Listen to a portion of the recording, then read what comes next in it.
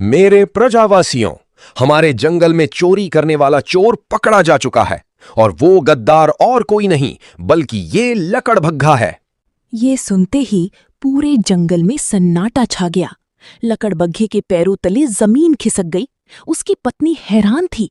लकड़बग्घा आगे आया और हाथ जोड़कर बोला, महाराज, ये आप क्या कह रहे हैं? आप मुझे सालों से जानते हैं। मैंने आज तक कभी किसी का एक तिनका नहीं चुराया। मैं हमेशा मेहनत और ईमानदारी से अपना शिकार करता हूं। मुझ पर यह आरोप झूठा है। बहुत समय पहले की बात है। विंध्याचल की पहाड़ियों के पीछे एक बहुत ही विशाल, हरा भरा और घना जंगल बसा हुआ था। इस जंगल का नाम चंदन वन था। यहाँ ऊंचे ऊंचे पेड़ थे जो आसमान को छूते थे और नदियाँ इतनी साफ थीं कि पानी में जानवरों को अपना अक्स साफ दिखाई देता था। इस जंगल में हर तरह के जानवर रहते थे। इसी जंगल के एक शांत हिस्से में एक लकड़बग्घे का परिवार रहा करता था। अक्सर लकड़बग्घों को चालाक और क्रूर माना जाता है, लेकिन ये लकड़बग्घा अपनी प्रजाति से बिल्कुल अलग था। वो बहुत ही दयालु, न्यायप्रिय और ईमानदार था। उसके परिवार में उसकी एक प्यारी पत्नी और एक छोटा सा नटखट बच्चा था। लकड़बग्घा अपने परिवार से बहुत प्यार करता था। उसका नियम था कि वो कभी किसी कमजोर जानवर का शिकार नहीं करता था और ना ही कभी किसी दूसरे के मारे हुए शिकार को छीनता था। वो कड़ी मेहनत करता, खुद शिकार करता और अपने परिवार का पेट पालता। उसकी इस ईमानदारी और अच्छे स्वभाव के कारण जंगल के सभी जानवर, चाहे वो छोटे खरगोश हों या बड़े हाथी, उसकी बहुत इज्जत करते थे। एक दिन सूरज आसमान में चमक रहा था। लकड़बग्घा अपने परिवार के लिए भोजन की तलाश में जंगल के दूसरे छोर पर जा रहा था। तभी उसके कानों में किसी के रोने और कांपने की आवाज आई। उसने झाड़ियों के पीछे छुपकर देखा तो उसकी आंखें गुस्से से लाल हो गईं। वहां एक खूंखार और घमंडी चीता एक छोटी सी हिरन के बच्चे को डरा रहा था। हिरन का बच्चा अपनी झुंड से बिछड़ गया था और डर की मारी बुरी तरह कांप रहा था। चीता उसकी चारों ओर चक्कर लगा रहा था और उसकी मजी ले रहा था। लकड़बग्घे से ये अन्याय देखा नहीं गया। वो झाड़ियों से छलांग लगाते हुए सीधी चीते के सामने आकर खड़ा हो गया। उसकी आंखों में एक अजीब सी चमक और आवाज में गजब का भारीपन था। अरे ओ चीते, रुक जा। तू इस छोटे और बेबस हिरन के बच्चे को क्यों परेशान कर रहा है? शर्म नहीं आती तुझे एक मासूम पर अपनी ताकत दिखाते हुए? इसे अभी छोड़ दे, नहीं तो मुझसे बुरा कोई नहीं होगा। चीता, जिसे अपनी तेज रफ्तार और ताकत पर बहुत घमंड था, जोर से हंसा और बोला, तू मुझे सिखाएगा लकड़बग्घे? मेरी मर्जी। जंगल का नियम है कि ताकतवर कमजोर को खाता है। मैं किसी को भी परेशान करूं, तुझे उससे क्या मतलब?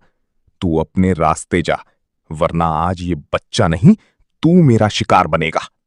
लकड़बग्घे ने अपने पैर जमीन पर मजबूती से जमाए और अपनी तीखी आंखें चीते की आंखों में डालते हुए कहा, मुझे बहुत मतलब है।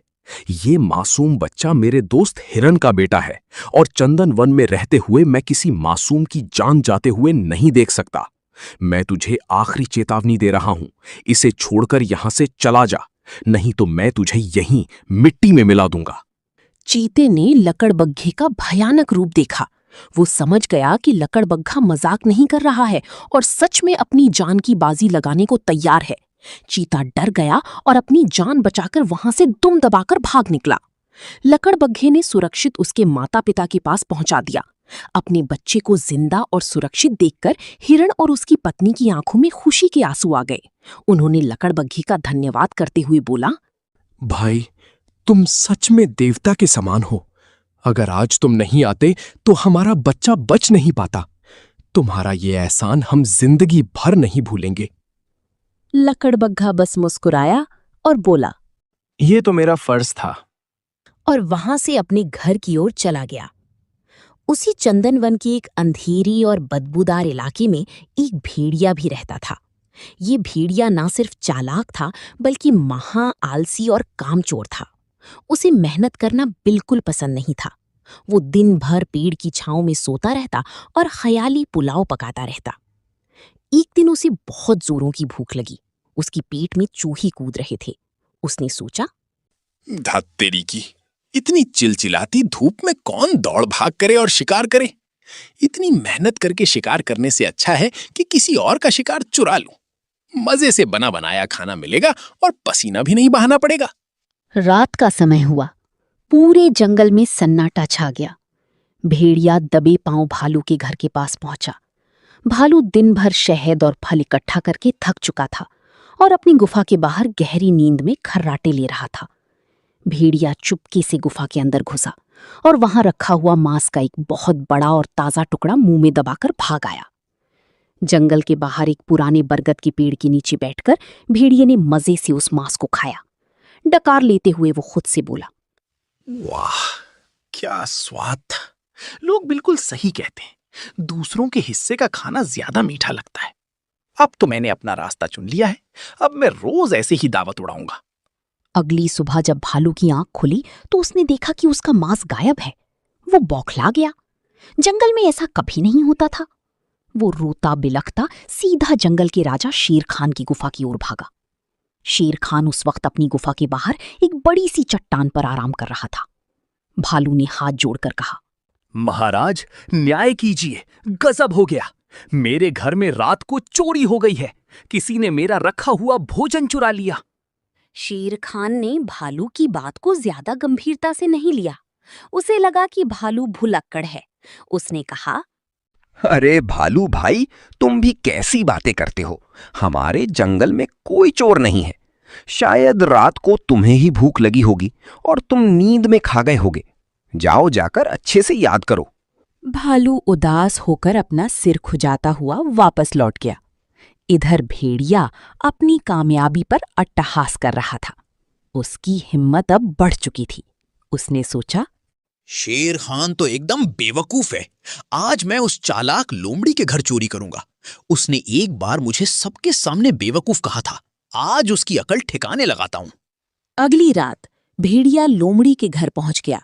लोमड़ी भी बाहर सो रही थी। भेड़िए ने वहां से मांस के 2 बड़े और स्वादिष्ट टुकड़े चुरा लिए। अपने ठिकाने पर आकर उसने जमकर दावत उड़ाई। सुबह जब लोमड़ी ने अपना खाना गायब देखा तो वो भालू की तरह शांत नहीं बैठी।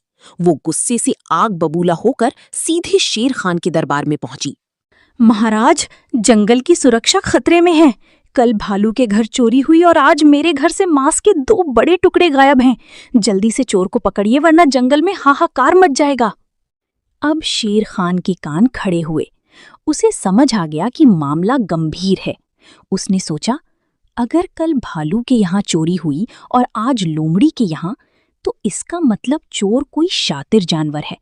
अगर इसे नहीं रोका गया तो एक दिन ये मेरे शाही खजाने पर भी हाथ साफ कर देगा। शेर खान ने तुरंत अपने 2 सबसे खूंखार और तेज तर्रार सैनिकों, 2 जंगली कुत्तों को बुलाया। जाओ, पूरे जंगल का चप्पा चप्पा छान मारो और पता लगाओ कि ये चोर कौन है। उसे जिंदा या मुर्दा मेरे सामने पेश करो। दोनों सैनिक पूरे जंगल में सूंघते हुए निकल पड़े। वे काफी चालाक थे।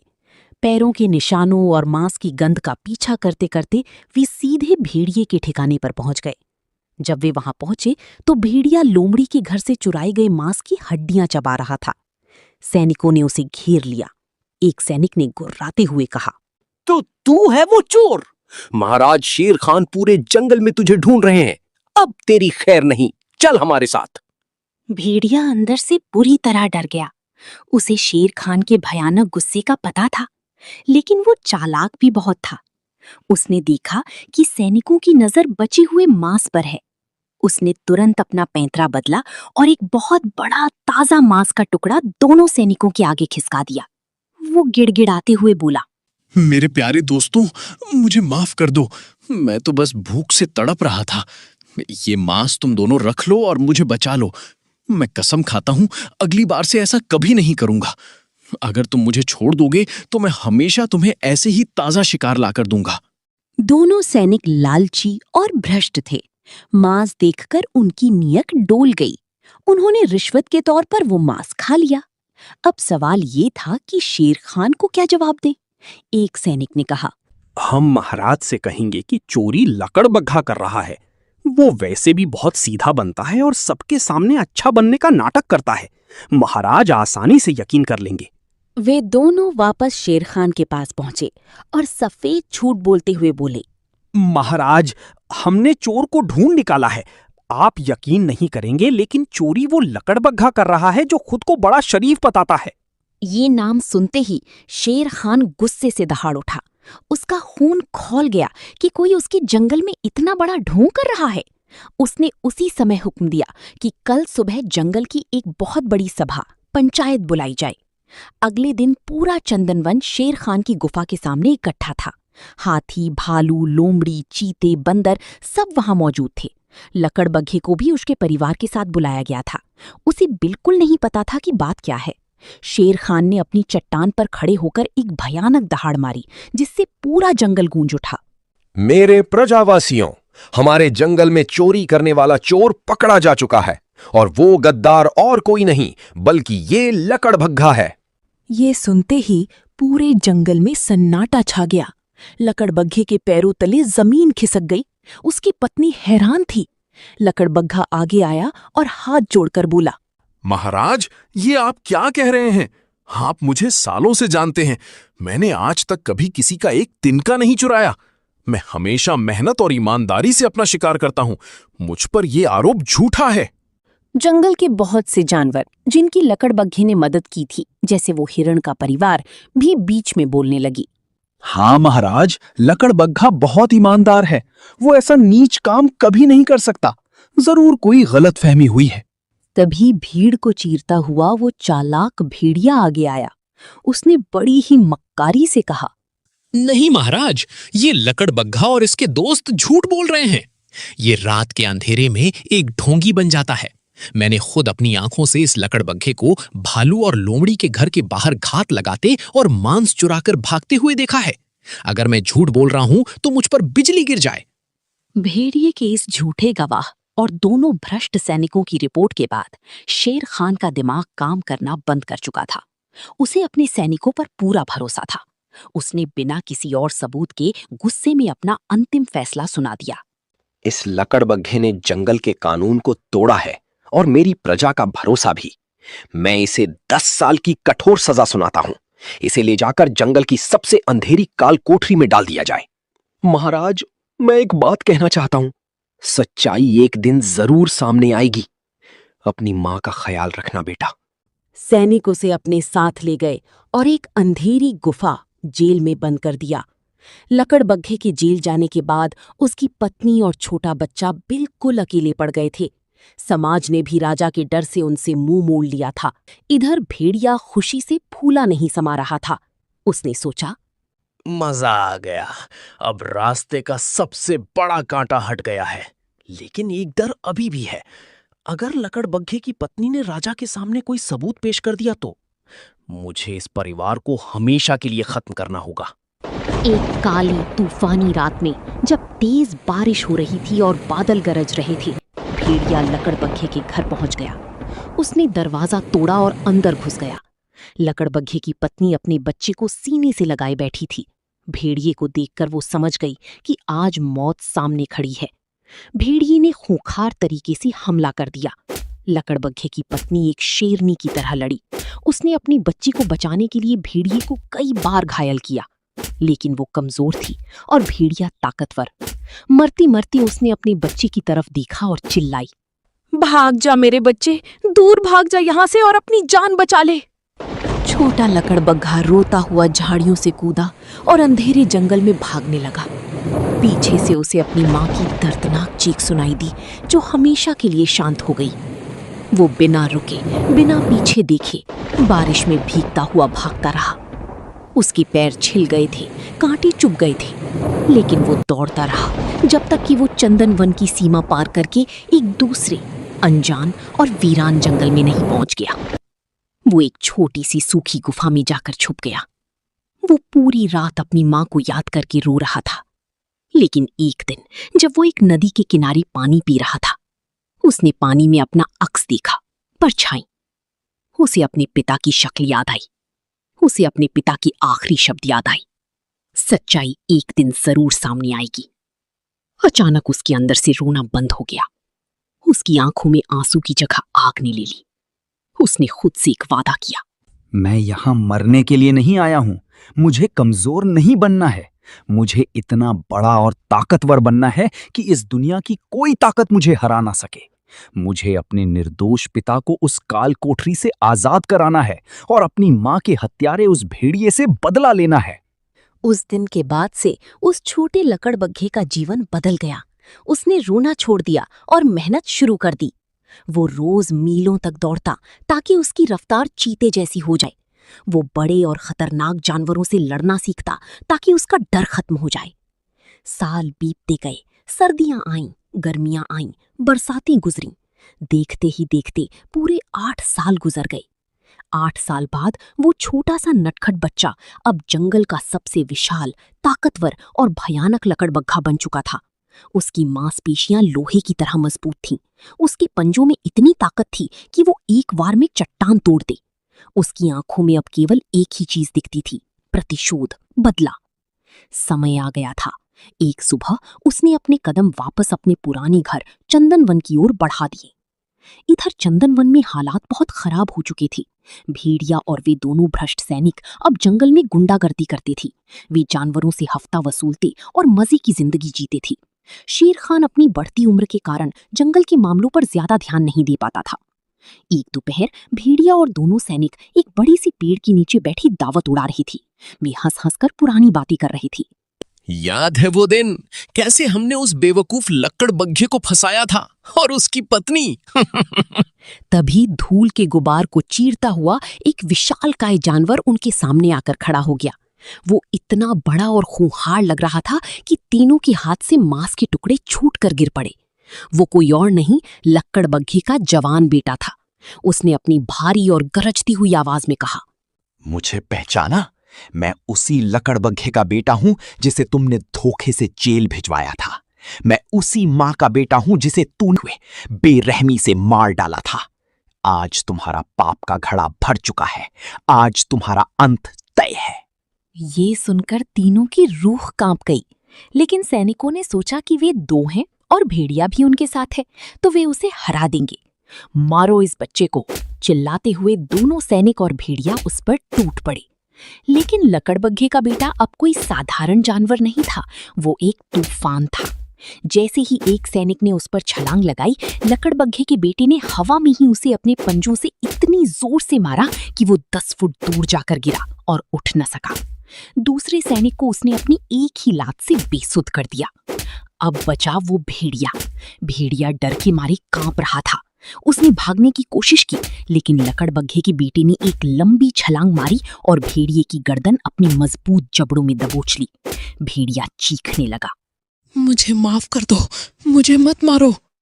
मेरी मां ने भी तुमसे यही कहा था। क्या तुमने उसे बख्शा था? उसने भेड़िए को इतनी बुरी तरह पटका कि उसकी सारी हड्डियां टूट गईं। लेकिन उसने उसे जान से नहीं मारा, क्योंकि उसे न्याय चाहिए था। लकड़बग्घे का बेटा उन तीनों भेड़िए और दोनों सैनिकों को उनकी पूंछ से घसीटता हुआ सीधा शेर खान के दरबार की ओर ले गया। जब वो दरबार में पहुंच गया, लकड़बग्घे के बेटे ने उन तीनों खून से लथपथ गद्दारों को शेर खान के कदमों में फेंक दिया। उसने गरजते हुए कहा, महाराज शेर खान, आंखें खोलिए और देखिए इन असली चोरों को। यही वो तीनों हैं जिन्होंने मिलकर मेरे निर्दोष पिता को झूठे आरोप में जेल भिजवाया। इस भेड़िए ने मेरी मां की हत्या की है। अगर आपको मेरी बात पर यकीन नहीं है तो खुद इनसे पूछ लीजिए। शेर खान ने अपनी भयानक आंखों से उन तीनों को घूरा और दहाड़ कर पूछा, क्या ये सच कह रहा है? सच सच बता दो, वरना मैं तुम्हें यहीं कच्चा चबा जाऊंगा। हाँ महाराज, मुझे माफ कर दीजिए। चोरी मैं ही करता था। मैंने पकड़े जाने के डर से इन सैनिकों को मांस की रिश्वत दी थी और हमने मिलकर लकड़बग्घे को फंसाया था। मुझे लालच और घमंड ने अंधा कर दिया था। ये पूरी सच्चाई सुन के शेर खान को अपनी गलती का भयानक एहसास हुआ। उसका सिर शर्म से झुक गया। राजा होने के बावजूद वो न्याय करने में असफल रहा था। उसने गहरी सांस ली और कहा, मुझसे बहुत बड़ा पाप हुआ है। मैंने बिना पूरी जांच के एक निर्दोष देवतुल्य लकड़बग्घे का जीवन बर्बाद कर दिया। शेर खान ने तुरंत आदेश दिया, इन तीनों गद्दारों को आज ही इस जंगल से बाहर निकाल फेंको। अगर ये कभी चंदनवन की सीमा में वापस दिखें तो इन्हें वहीं मार दिया जाए। उन तीनों गद्दारों को जानवरों ने मारते हुए बाहर भाग दिया। फिर लकड़बग्घे के बाप को शेर खान आजाद कर दिया। लकड़बग्घा ने अपनी बाप को देखकर बहुत ही खुश हो गया।